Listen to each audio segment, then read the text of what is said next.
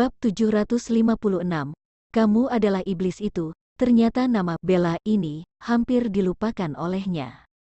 Tapi, belakangan saudara Bella telah kembali, dan mengubur Richard hidup-hidup, membuat Marco mati. Tindakannya sangat mengejutkan orang. Semua itu kembali berputar dalam pikiran Kenzo saat mendengar nama Bella. Dan Recha sekarang ini mengungkit nama Bella. Dalam hati Kenzo muncul semacam firasat buruk, kamu sebenarnya siapa? Recha perlahan-lahan mengenakan sapu tangan putih yang sudah lama hilang. Bodoh, sekarang masih belum tahu siapa aku? Kenzo berkata dengan serius, Recha, saudaranya Bella.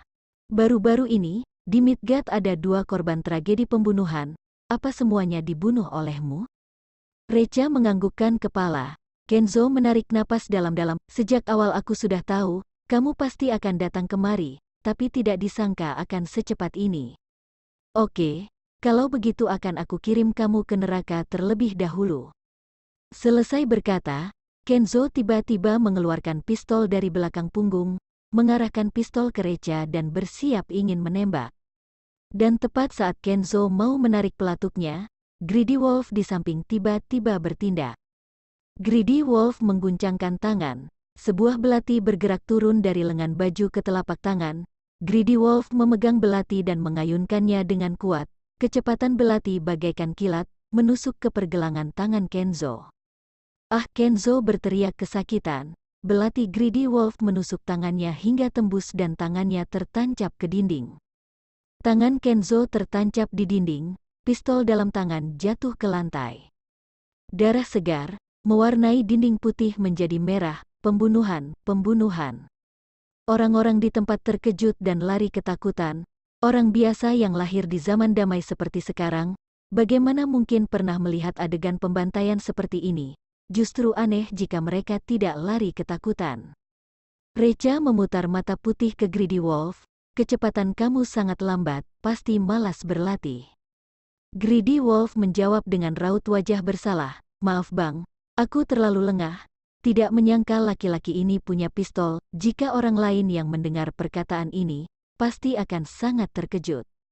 Saat Kenzo akan menarik pelatuk tadi, jika orang biasa, pasti tidak bisa meresponnya sama sekali, tapi kecepatan Greedy Wolf sudah sangat cepat bagaikan kilat tadi. Meski begitu, dalam mata Recha tetap sangat lambat, sangat tidak normal. Recha, ada yang bilang padaku, saat saudaraku Bella kembali ke Midgard, kamu melukainya hingga babak belur. Aku ingin tanya, bagaimana kamu melukainya? Lalu aku membalasnya 2 kali lipat lebih parah. Kenzo tidak takut, sebaliknya tersenyum. Darah yang mengalir keluar dari ujung bibir ke dagu, membuat senyuman Kenzo terlihat sangat ngeri dan menakutkan. Bagus, sangat bagus, aku yang terlalu meremehkan kalian. Hari ini, aku tidak hanya akan beritahumu bagaimana aku melukai Bella, bahkan juga akan membiarkanmu bertemu dengan orang yang menyakitinya. Kenzo sendiri bukan lawannya Wolfie, sehingga hari itu Kenzo mencari bantuan untuk bersama-sama menghadapi Wolfie. Kenzo berteriak ke arah luar pintu, Master Montblanc, sudah cukup menontonnya, ayo keluar. Pintu mobil Kenzo terbuka, ada 4 pria kuat turun dari mobil. Keempatnya berjanggut, rambut acak-acakan dan wajah lusuh, penampilan compang camping. Tapi aura membunuh yang terpancar dari tubuh mereka, membuat orang tidak berani berkutik. Sekelompok marketing properti itu, menghindar semakin jauh. Melihat kedatangan 4 orang ini, Aurel yang awalnya ketakutan kembali percaya diri. 4 Dewa Montblanc, ternyata 4 Dewa Montblanc yang datang langsung ke sini. Hei Recha, meski kamu punya 10 nyawa, juga tetap akan mati hari ini. Recha melihat ke Greedy Wolf dengan penasaran. Siapa mereka? Greedy Wolf berkata, di atas Gunung Toronto ada sebuah sarang bandit gunung. Keempat orang ini merupakan yang terkuat dalam bandit gunung. Orang-orang memberi julukan ke mereka dengan 4 Dewa Montblanc. Kekuatan mereka urutan kedua setelah pemimpin utama bandit gunung. Recha mengerutkan kening. Sudah zaman apa sekarang? Kenapa masih ada bandit gunung? Kenapa tidak diberantas? Bab 757, 4 Dewa Montblanc.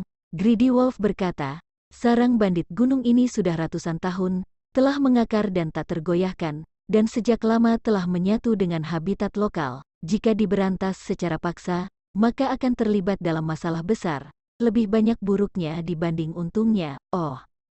Recha melihat 4 dewa Mont Blanc. Hari itu, saat saudaraku pulang ke Midgard, apa kalian yang membunuhnya? Wajah keempat dewa Mont Blanc tampak menghina. Saudaramu? Si Bella tidak berguna itu, kamu jangan salah paham, kami tidak ingin melukai saudaramu, hanya ingin membunuhnya. Sayangnya, muncul seorang sampah lagi dan menolongnya pergi. Recha mendengar informasi penting ini dengan jelas. Waktu itu ada orang yang menolong Wolfey dan menyelamatkan hidupnya. Harus temukan orang berjasa ini, dendam harus dibalas, dan budi juga harus dibalas. Recha berkata ke Greedy Wolf, karena telah melukai saudaraku, kalau begitu bunuh saja. Oke, Greedy Wolf menampilkan ekspresi haus akan darah. Recha, dibandingkan 8 transporter keluarga Kyle, siapa lebih kuat? Greedy Wolf berkata, 4 dewa Mont Blanc sedikit lebih kuat. Recha mengangguk. Lon menghabisi 8 transporter dalam waktu 15 detik. Aku beri kamu waktu 16 detik untuk habisi 4 dewa Mont Blanc. Greedy Wolf tertawa, abang, tidak perlu sampai 16 detik. 10 detik saja cukup, Lon si tidak guna itu, bagaimana bisa dibandingkan denganku? Greedy Wolf melihat ke sekeliling, lalu mengambil pedang samurai untuk dekorasi di samping, masih belum diasah. Tapi, sudah cukup untuk habisi keempat bajingan ini. Sid, 4 dewa Mont Blanc menjadi sangat marah. Berani banyak omong, rasanya ingin menghabisi mereka berempat dalam waktu 10 detik. Sangat meremehkan mereka. Kenzo, sialan, jangan omong kosong, cepat hajar, lalu pergi ke rumah sakit. Jika aku masuk rumah sakit, maka dia masuk kamar mayat. Begitu mendengar perintah, 4 dewa Mont Blanc langsung bertindak, menyerang ke arah Greedy Wolf. Penuh aura membunuh dan api kemarahan yang membara. Greedy Wolf tidak bergerak, hanya menatap keempat orang itu dengan tatapan haus darah, seperti singa jantan yang melihat makanan, penuh dengan rasa lapar dan haus. Menunggu setelah keempat orang itu menyerang kemari, Greedy Wolf baru menundukkan badan, dan menyelinap dari bawah tubuh mereka, sangat cepat bagaikan angin, dan muncul di belakang tubuh mereka. Tidak menunggu mereka merespon, pedang panjang dalam tangan Greedy Wolf sudah terayun, dan menusuk salah satu punggung dewa Mont Blanc. Pev.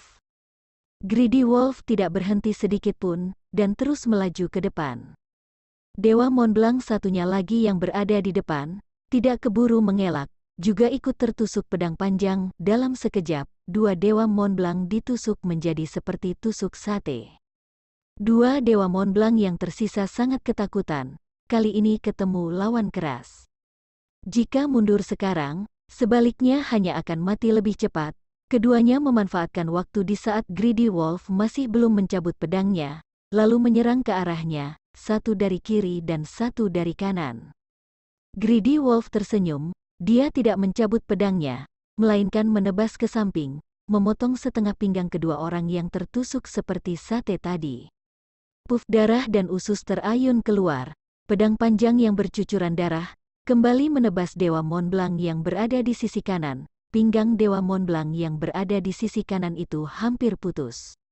Dan dewa Mont Blanc yang menyerang dari kiri, berhasil mendaratkan tinjunya yang kuat ke kepala Greedy Wolf. Greedy Wolf tidak menghindar, dia menabrakkan kepalanya ke tinju lawan. Krek, terdengar bunyi nyaring, tidak tahu tengkorak Greedy Wolf yang retak atau tulang tangan dewa Mont Blanc itu yang patah. Greedy Wolf berapi-api, keparat, berani pukul aku, akan aku bunuh kamu. Greedy Wolf menangkap tinju pihak lawan lalu menghempaskannya dengan keras. Dewa Mont Blanc tersebut terpelanting, tetapi lengannya tetap berada di tangan Greedy Wolf. Kebenaran sudah terungkap, bunyi nyaring tadi berasal dari tulang tangan dewa Mont Blanc itu yang patah, dan sekarang Greedy Wolf menarik putus sebelah tangan pihak lawan.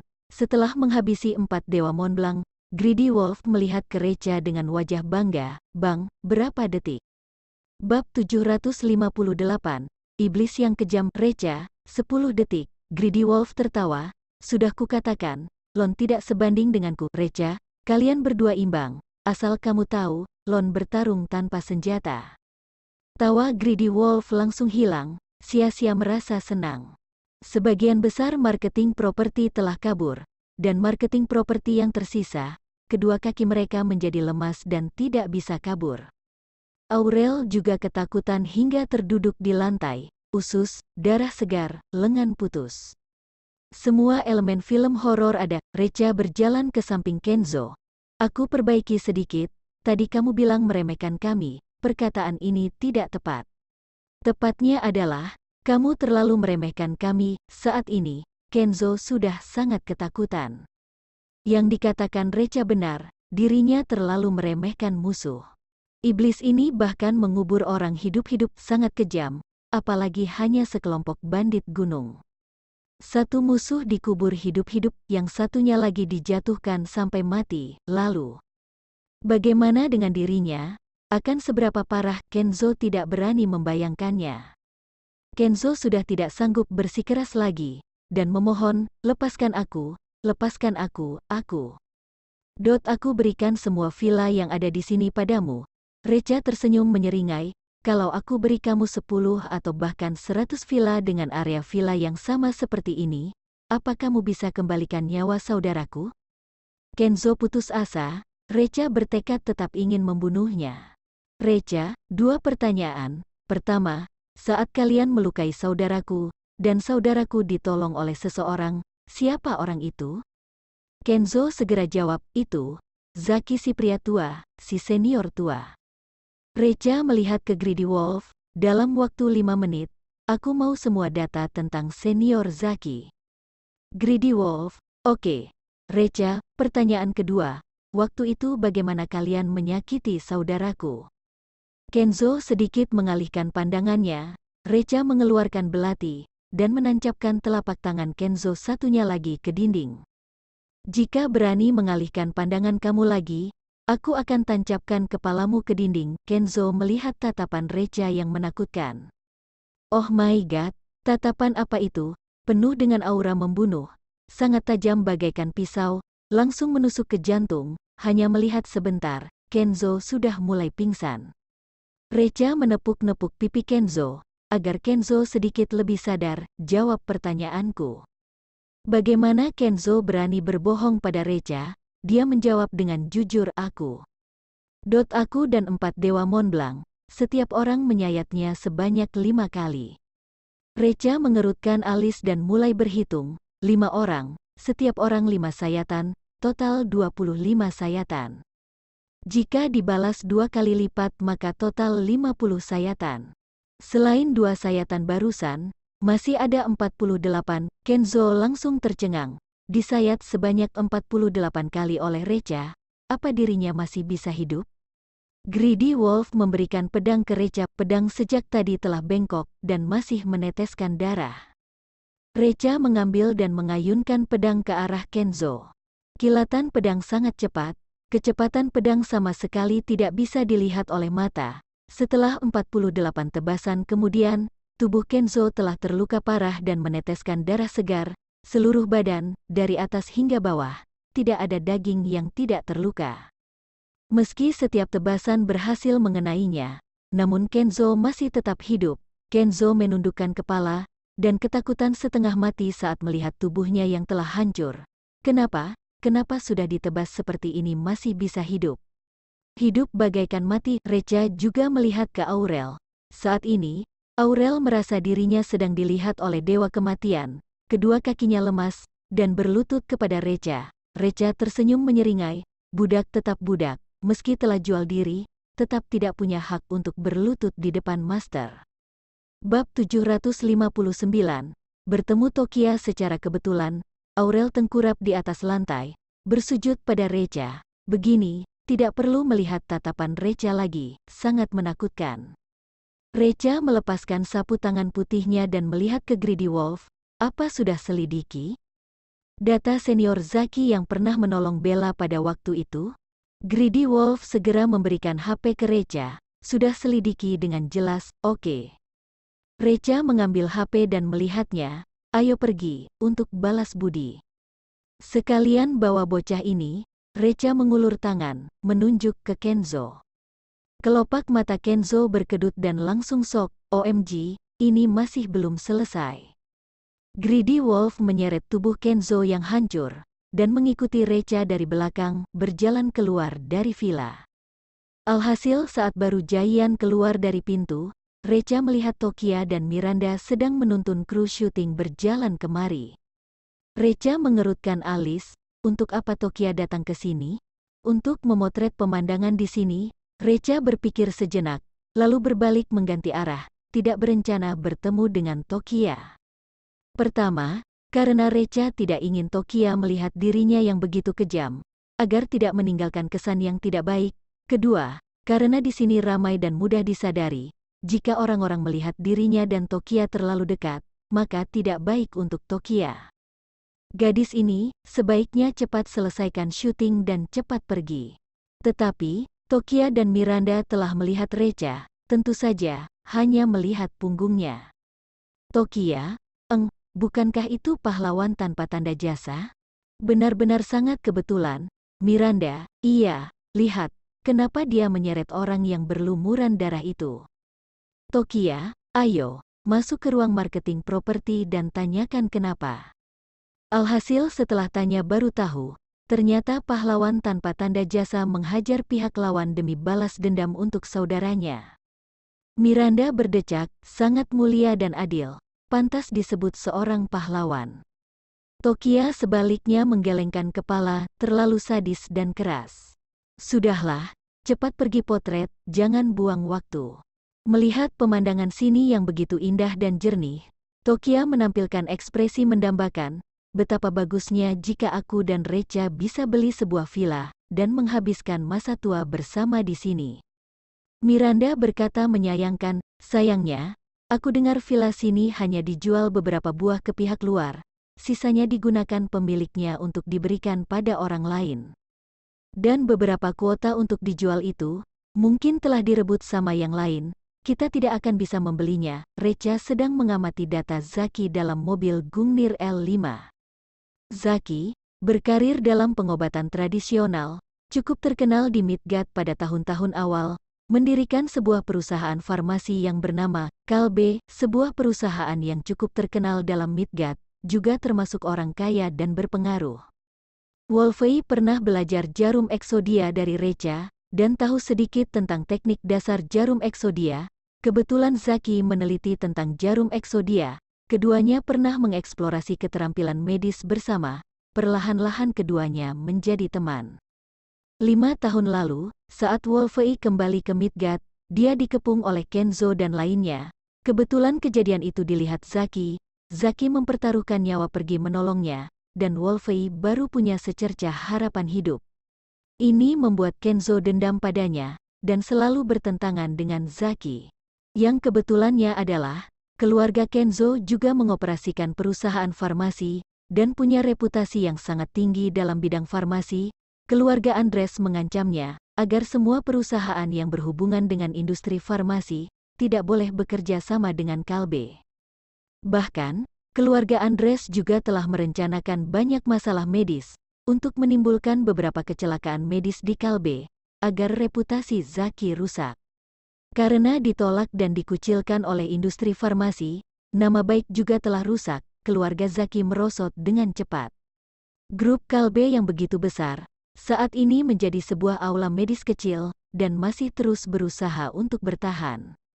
Bahkan, aula medis yang tersisa juga akan segera bangkrut. Recha menghela nafas dengan emosi, ilmu kedokteran pada dasarnya digunakan untuk menyembuhkan yang terluka dan menyelamatkan yang sekarat. Tetapi sekarang malah dijadikan senjata untuk balas dendam pribadi. Kemunduran pengobatan tradisional bisa merugikan manusia. Sangat cepat Recha dan Greedy Wolf tiba di Kalbe. Ini adalah sebuah klinik medis skala kecil, pengunjungnya sangat sedikit, dingin dan sepi. Seorang lelaki tua beruban, sedang bersandar di depan meja tulis dan membaca buku. Lelaki tua sedang membaca. Recha tersenyum. Jarang ada orang yang percaya dengan kebenaran, 13 jarum ilahi yang dijual ke publik itu. Hanya saja, jarum eksodia setara dengan langit dan bumi, Ia memiliki esensi seperti matahari dan bulan, yang sulit untuk bisa dipahami tetapi tidak bisa dijelaskan, merupakan salah satu keindahan dan tidak bisa dikuasai dengan hanya membaca buku. Tampaknya, sudah waktunya menerima seorang penerus. Meski usianya sudah tua, Recha dan Greedy Wolf berjalan masuk ke aula medis. Alhasil, seorang bibi di samping tiba-tiba berjalan menghampiri mereka dan berkata dengan pelan, "Anak muda, apa kalian datang untuk berobat?" Recha melihat Tika dan tersenyum sinis. "Bibi, panggil semua orangmu ke sini, dan lihat dengan jelas." Bab 760, panggil semua orangmu, biar aku tahu. Recha Valkyrie berpikir sebentar, dan mengangguk, "Iya." Bibi berkata, "Anak muda, dengarkan nasihatku, jangan berobat di sini. Dokter mereka tidak ahli, hanya paham sedikit ilmu kedokteran, bahkan mereka pernah membunuh orang." Recha tiba-tiba tersadar, jika tidak salah menebak, bibi ini adalah pembuat masalah medis yang legendaris. Zaki melihat situasi ini, dengan marahnya dia berjalan keluar. "Tika, keluar kamu. Kalau kamu berani merusak reputasiku lagi, aku akan membunuhmu." Tika tersenyum dingin, mengatakan kebenaran pun tidak boleh. "Persetan dengan ibumu." Zaki juga seorang pemilik yang pemarah, dan dia berteriak, "Mulutmu penuh dengan kotoran. Katakan padaku, berapa banyak uang yang diberikan oleh keluarga Ludi sampai membuatmu mau menjaga Kalbe setiap hari?" Recha berkata dengan penasaran, keluarga Ludi yang merupakan salah satu dari 4 keluarga besar di Midgard. Zaki mengangguk. Recha memandang Tika dengan mencibir, "Bibi, panggil semua orangmu, biarkan aku tahu." Tika berpura-pura bodoh, "Apa yang kamu katakan? Aku tidak mengerti." "Recha, aku bilang, panggil semua orang yang sama sepertimu, mengambil uang keluarga Ludi untuk merusak reputasi kakek." Tika sinis terhadap Recha, "Orang gila," dia berkata sambil berbalik untuk pergi. Recha tiba-tiba menamparnya. Tamparan itu menamparkan Tika ke udara, mengenai tiang lampu di dekatnya. Bola lampu bergetar hebat, dan kemudian jatuh mengenai kepala Tika. Tika memuntahkan darah dan kepalanya berdarah. Dia merasa sangat malu. Amarahnya tertunjuk melalui kedua matanya.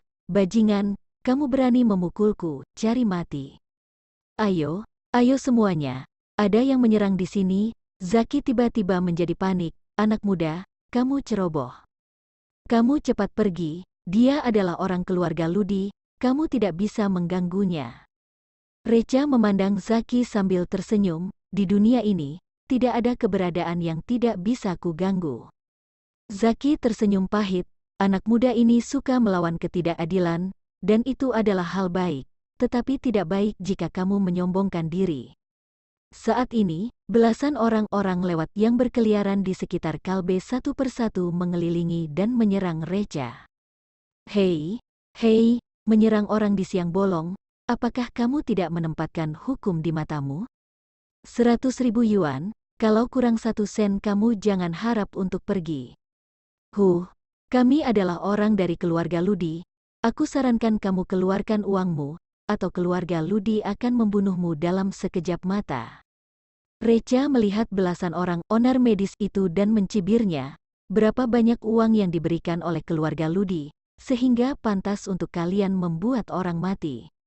"Minggir," Goten memaki dengan marah, "apa yang kamu bicarakan? Cepat keluarkan uangmu, atau keluarga Ludi akan datang membereskanmu." Recha melirik Greedy Wolf, panaskan tempat dulu." "Baik." Greedy Wolf mengenakan sarung tangan putih tanpa tergesa-gesa dan memandang sekelompok onar medis. "Maaf.